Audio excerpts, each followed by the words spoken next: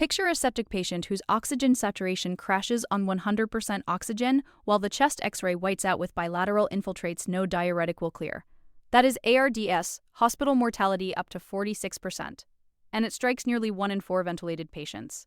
It starts as a final common pathway for dozens of insults: pneumonia, aspiration, sepsis, pancreatitis, trauma. The trigger activates the alveolar macrophages guarding each air sac, and the exudative phase begins. Those macrophages release a cytokine surge: interleukin-1 beta, interleukin-6, interleukin-8, and tumor necrosis factor alpha. This chemical storm summons an army of neutrophils toward the lung.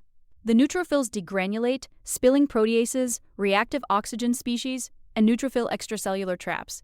They injure both the alveolar epithelium and the capillary endothelium at once. Now the alveolar capillary barrier fails. What was a tight, thin membrane for gas exchange becomes leaky. This is the moment ordinary lung injury becomes ARDS. Protein-rich fluid pours into the alveolus and floods it. Blood still perfuses these units, but they no longer ventilate. An intrapulmonary shunt, that is why raising the inspired oxygen cannot fix the hypoxemia.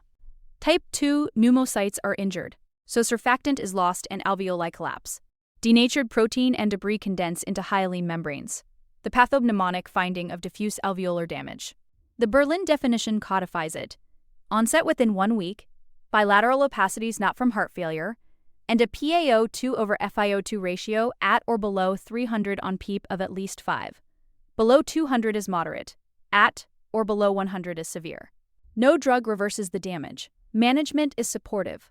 Low tidal volumes of 4 to 6 milliliters per kilogram. Plateau pressure under 30. PEEP to hold alveoli open and proning for at least 16 hours a day in severe disease. Here is the do not miss pitfall. This edema is protein-rich and permeability-driven, not hydrostatic. Mistake it for heart failure, overdiurese a shocked patient, and you starve the kidneys while the lungs stay flooded.